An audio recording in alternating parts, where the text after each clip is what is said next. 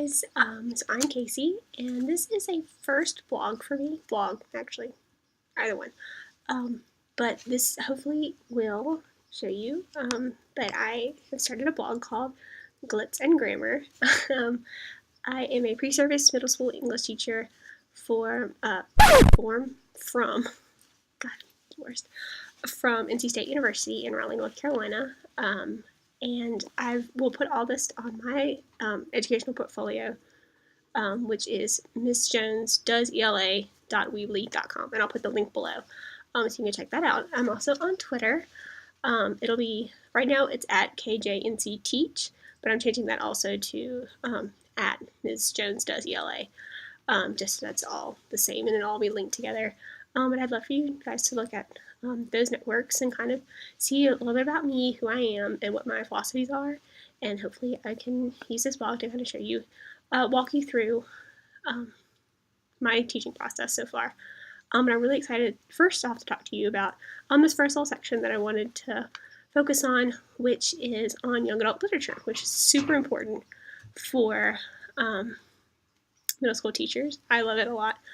Also, if you couldn't see already, it snowed a lot, which is really great for North Carolinians because we don't get a lot of snow a lot, but I love it, and it's amazing, and I'm super excited about this. I've been in it twice since it started falling yesterday. It's awesome, and it's really, really cold, which is why I'm really bundled up, but I want to show you guys. That's why I'm filming out here. But back to the point of the vlog. This section will be called It's Lit, not the fun middle school saying, which it is really cool, and I say it a lot. I'll probably say it a lot during this vlog, but focus on young adult literature. It's lit. So the first book I want to talk to you about was The Outsiders by Hinton, which is like the quintessential young adult literature book that a lot of students get to read. And I'm super excited to talk to you about a little bit about this, my experience reading it, how it's impacted the classes that I've had, and how we focused on that, and given me like a whole new teacher perspective on it. And I also want to give you some teaching strategies that I've come up with, people in my classes have talked about, and how we think we could use this book in our own classroom. Hopefully you'll get some ideas where you can use it in your own classroom. So if you've never read The Outsiders, I highly recommend it. It's one of my favorite books of all time. I'm 21 and I just love it. Also, the movie is pretty good and follows the book pretty well. But it has like Patrick Swayze and all of them, who I love. So recommend that. But this is about the book. It's all about the book. Basically, we're following the story of Pony Boy Curtis, a 14-year-old who's in 1960 Tulsa, Oklahoma, and he is a member of this a group of boys called the Greasers, which is like a gang sort of thing. And there's about 8 of them. There's Pony Boy, his friend Johnny, who's 16, 15 or 16. I think he's 16. Pony Boy's brother Soda Pop, his other brother Derry. There's Dally, 2-Bit, Tom Cruise plays that, by the way, named Steve. That's it. But they're all together, and they are always in disagreement with this other group of like more elitist, upper class gang called the Socias, short for like the socialites. Anyway, they're the Socias. And throughout the book, it kind of shows how the two don't get along. And at one point, prior to where the book was set, Johnny, one of the Greasers, was attacked by the Socias, and that just really kind of freaked him out, and he's very apprehensive about being around the Socias. It's getting a little dark there. And so later on in the book, the climax really comes when later on, Pony Boy and Johnny are both attacked by the Socias, and when they start attacking Pony Boy and they push him into a fountain, he starts to almost drown. Johnny kills one of the Socias, and then that sends the boys just in a panic, and they make a run out of town before anybody can catch them and find them. And because Pony Boy is at risk of being thrown into like a foster home or boys' home, and Johnny could face jail time for killing this boy. And they make a run for it, and they're living in this abandoned church a town or two over. And when they Dally comes and he finds them to give them money and supplies and maybe to bring them back into town. The church is set on fire by either a cigarette butt or something happens. The church goes in blaze and there's kids trapped inside. So Ponyboy and Johnny just go in there, go run and go get them, and then Johnny ends up getting a beam falls on him and he gets really seriously injured. Ponyboy just has a couple burns and smoke inhalation and all that junk. But Johnny's in critical condition, where he later ends up dying, and that really just impacts Ponyboy a lot. He goes into this depression a little bit.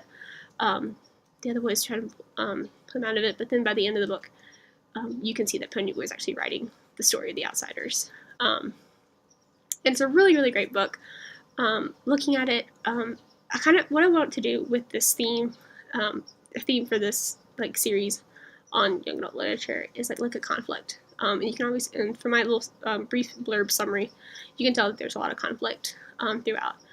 But it's mostly outer conflict. There are also, it's inner conflict because Ponyboy's at odds with his own emotions, what he wants out of this, what he wants out of life. He doesn't know what he wants. He doesn't know, I guess, if he really wants to stay a greaser for the rest of his life. He knows all the conflict that goes on between greasers and socias. And there's also, of course, the outer conflict between the greasers and socias. There's a big rumble scene toward the end of the book where their greasers trying to avenge Johnny, where the socias trying to avenge their friend Bob that was killed by Johnny. And so this big rumble happens. There's little spurts that happen throughout. The socias will come in their cars and try and jump the greasers. Ponyboy gets jumped pretty quick into the book's opening, which kind of sets the tone for how the book will go. There's also conflict between Ponyboy and his two brothers, Soda Pop and Derry.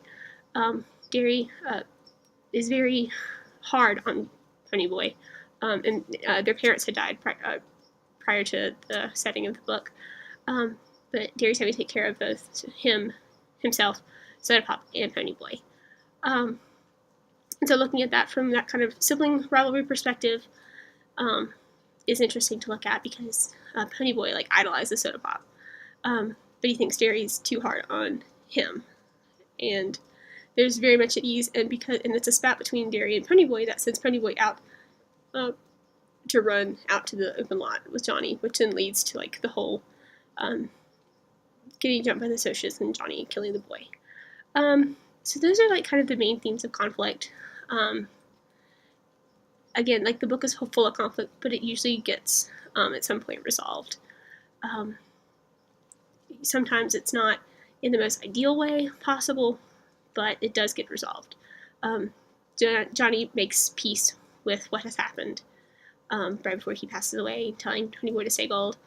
And he tells Ponyboy to tell Dally, who's kind of a loose cannon, to know that life is worth living, no matter what.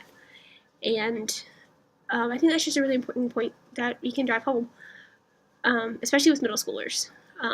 As they go through a lot of conflict in their personal life, which I'll get to in a second, it's important to know. It's important for them to know. That life is worth living and that it's all worth it.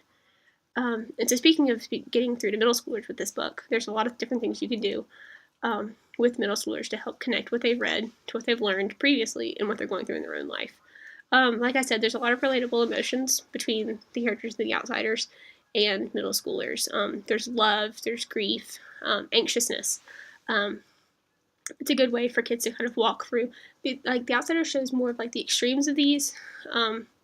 Hopefully middle schoolers won't see their peers die, but of course it does happen.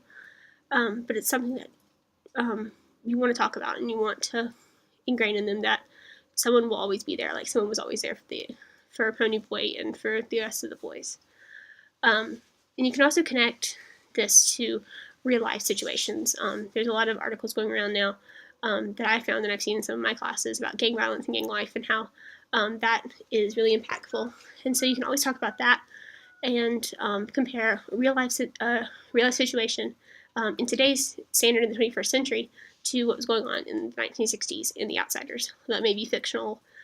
It is a fiction book, but that might be more romanticized gang life. Talk about it in real life with these more 2017 stories from gangs and gang violence and gang life. You could, and speaking of putting stuff in perspective for the 21st century, you could also have them rewrite sections of the book that could be impacted by the digital age.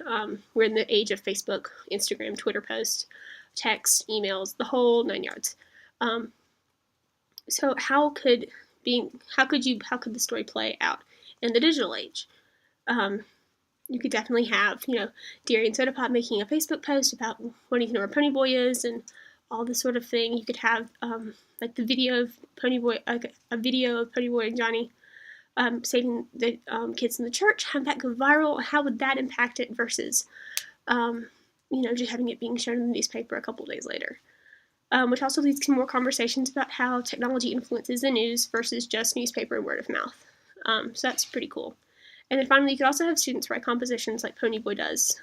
We see him writing the whole event of the Outsiders book. And I think that's just a really cool idea for them to reflect on what they've been through and what they've experienced and have them kind of write that out. That could definitely be used to form a formative assessment if you're doing a lesson on personal writing and narrative writing. So that's what I have so far on this series. I hope you like it. If you really are enjoying it, please subscribe below. I'll post all my my Twitter page and the Weebly website on in the section underneath. And I really hope you enjoyed it.